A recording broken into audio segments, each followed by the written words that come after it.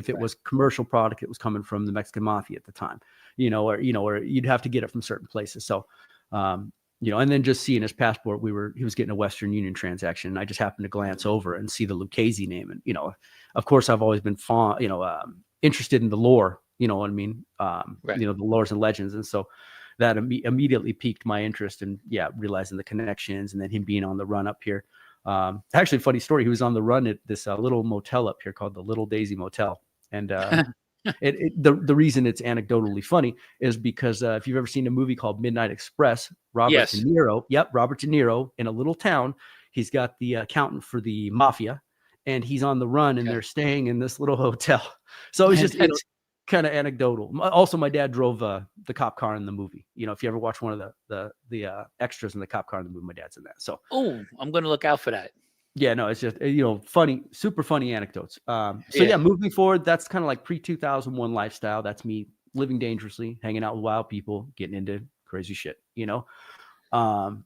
This is where I get a little more conservative. So I like buying the product. I like, buying cannabis, like pounds. But just at this time, this is where Kind Bud and Chronic and what you see in all the dispensaries right now is coming onto the scene, the late 90s, 2001. So I did get the great idea. We're going to grow it. So I'm going to figure out a way to cultivate it myself. I'm going to do all the research. I'm going to order seeds from Amsterdam through a nefarious, illegal third-party seed distributor who would later get arrested and have to do 5 years here. They extradited him for millions of dollars in seed distribution that he did out of Canada. His name was Marc Emery. Amazing guy. Hats off to Mark for all that he did for the industry.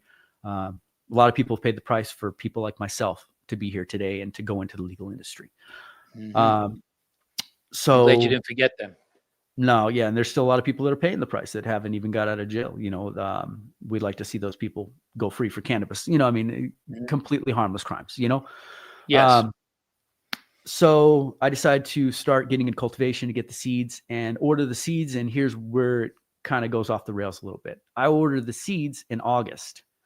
They're supposed to be sent the next month. Well, this is August of 2001. If you could remember what happened in September of 2001. Oh, with the 9/11. Yes. Yeah. So we didn't get our seeds for like 6 months because they completely shut the mail down.